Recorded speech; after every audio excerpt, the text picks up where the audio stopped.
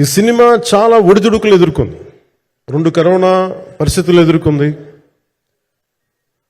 అన్నిటికీ మధ్యలో సినిమా మన క్రియేటివ్గా కొంత ఇబ్బంది ఎదుర్కొంది. అల్టిమేట్ ఆబ్జెక్టివ్ సినిమా బాగా రావాలని, నేను ఎప్పుడు ఏం చేసినా సినిమా బాగా రావాలనుకుంటాను. ఈ సినిమాకి ప్రత్యేకించి ఆయన తపన చూసి నేను ముఖ్యంగా పొలిటికల్ ప్రాసెస్కి వెళ్ళిపోయిన తర్వాత, పాలిటిక్స్కి వెళ్ళిపోయిన తర్వాత,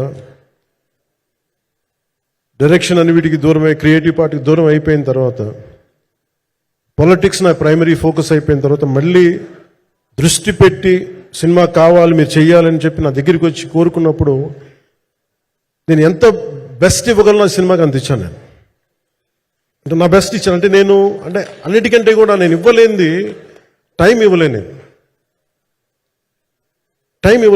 కానీ అలాంటి పరిస్థితుల్లో ఒక క్లైమాక్స్కి దాదాపు 57 రోజులు షూట్ చేయాల్సి వచ్చింది.